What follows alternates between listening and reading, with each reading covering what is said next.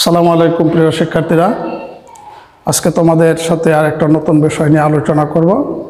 তার ভেতরে অক্সিলিয়ারি ভার্বের যে বিষয়গুলো আছে এই বিষয়গুলো তোমরা অবশ্যই জানো।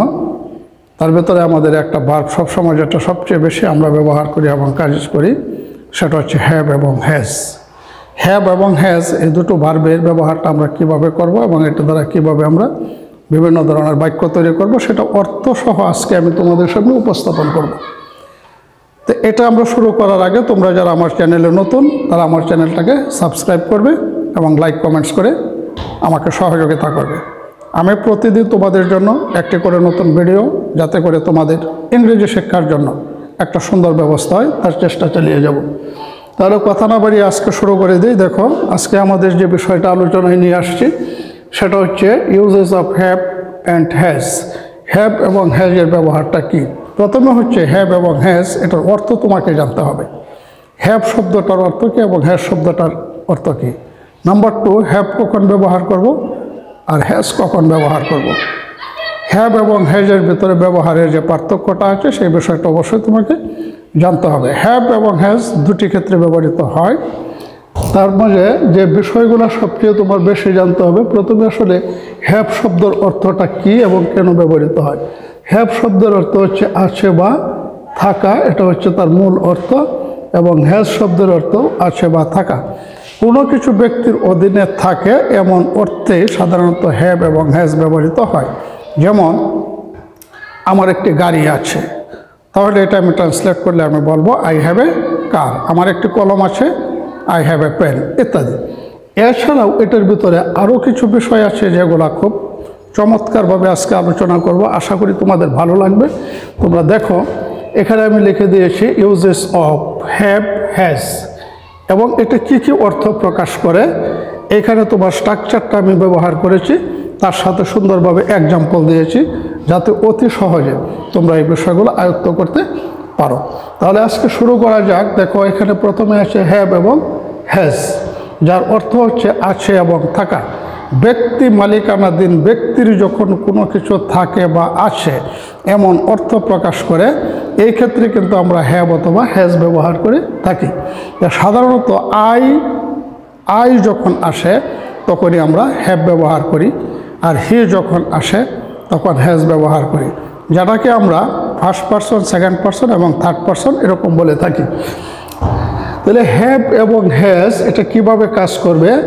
ইয়াছি, ইয়াছ, ইয়াছে, ইয়াছেন। আমি কাজটি করিয়াছি, তিনি কাজটি করিয়াছেন, তিনি ঢাকা গিয়াছেন। এরকম অর্থে যখন ব্যবহৃত হয় তখন কিন্তু এই হ্যাভ হ্যাজের ব্যবহারটা চলে আসে।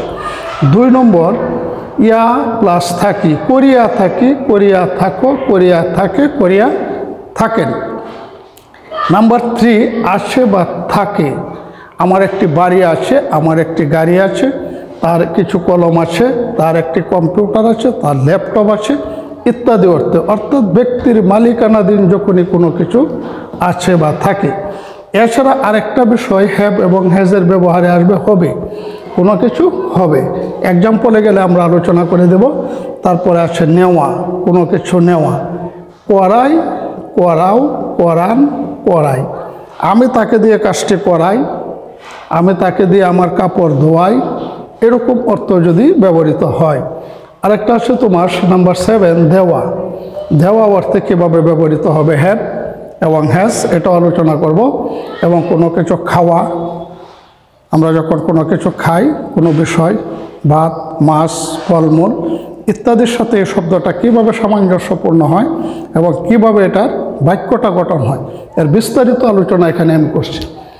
ইয়াছি, ইয়াছ এবং ইয়াছেন এটার সাবজেক্ট হ্যাভ অথবা হ্যাজ।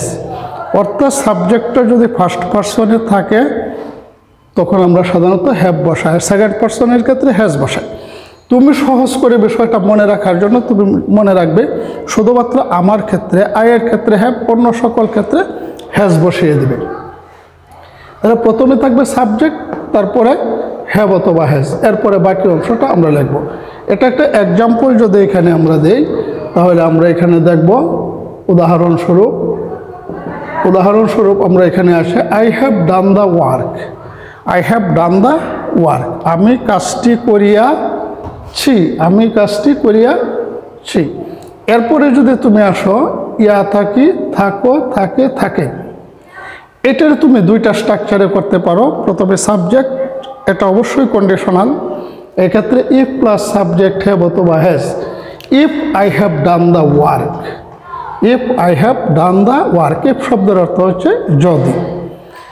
এরপরে আছে তোমার আছে বা থাকা শব্দটা কিভাবে ব্যবহার করব। সাবজেক্ট হবে, হ্যাজ হবে, একটা নাউন হবে। এখানে নাউনটা বলতে কি, যে জিনিসটা আমার আছে, যে বস্তুটা আমার আছে বা থাকে, সেই বস্তুটার নাম আমি উল্লেখ করে দেব। যেমন he has a dream, dream শব্দের অর্থ হচ্ছে স্বপ্ন, তার একটা স্বপ্ন আছে। ঠিক আছে, এক্ষেত্রে তুমি যদি মনে করো আমি অন্য একটা বাক্য লিখবো, তাহলে তুমি এরকম লিখতে পারো I have a laptop, I have a new motor bike ইত্যাদি। এখন হচ্ছে হবে, হবে যদি আসে তাহলে আমরা লিখব সাবজেক্টের পরে হ্যাভ টু অথবা হ্যাজ টু। হ্যাভ টু এবং হ্যাজ টু হলে সেটা ভার্বের কাজ করে। কিভাবে করে, I have to do the work, I have to do the work. আর নেওয়া অর্থে যদি আমরা ব্যবহার করি তাহলে সাবজেক্ট হ্যাভ হ্যাজ, তারপরে আসবে অবজেক্ট, অবজেক্টের পরে আরও কিন্তু আছে।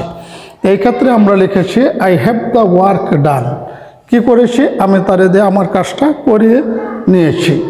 এখানে আসে করাই, করান, করাই, সাবজেক্ট হ্যাভ হ্যাজ এবং অবজেক্ট।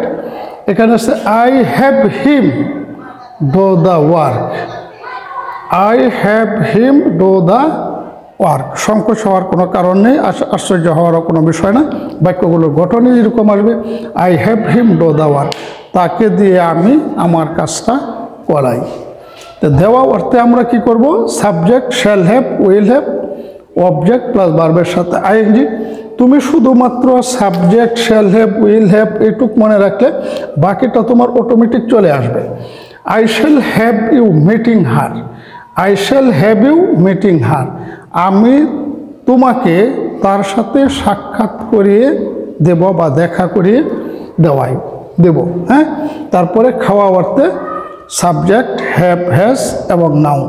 এই নাউনটা হচ্ছে যে বস্তুটা আমি খাবো, খাওয়া যায় এমন একটা বস্তু। Don't have any food, don't have any food with them, don't have any food with them, কী করবা না, তাদের সাথে কোনো খাবার খাবে না।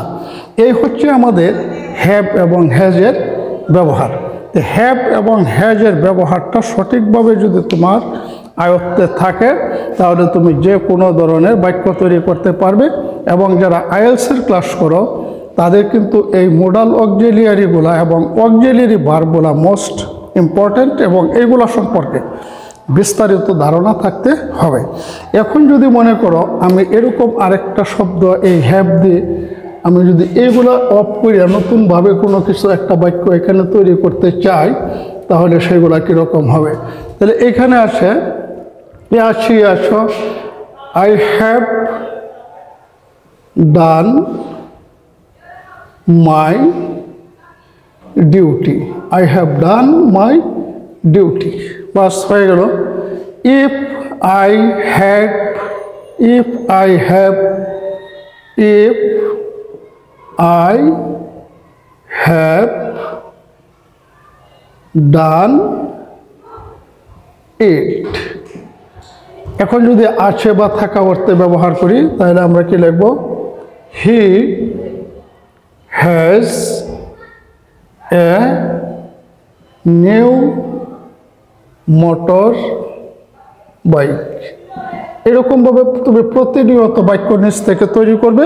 আর একটা কথা সবসময় মনে রাখতে হবে, যখনই তুমি বাংলা ইংরেজি বাক্য তৈরি করতে যাবে সেই ক্ষেত্রে তোমার পর্যাপ্ত পরিমাণ বাংলা বাক্য তৈরি করার মতো দক্ষতা থাকতে হবে। তুমি যদি বাংলা বাক্য গঠন করতে না পারো তাহলে তুমি ইংরেজিটা সাজাতে পারবে না। পরবর্তী ক্লাসে তোমাদের সাথে দেখা হবে অন্য আরেকটি টপিকস নিয়ে। সে পর্যন্ত ভালো থাকো, আমার চ্যানেলটাকে সাবস্ক্রাইব করবে। আল্লাহ হাফেজ।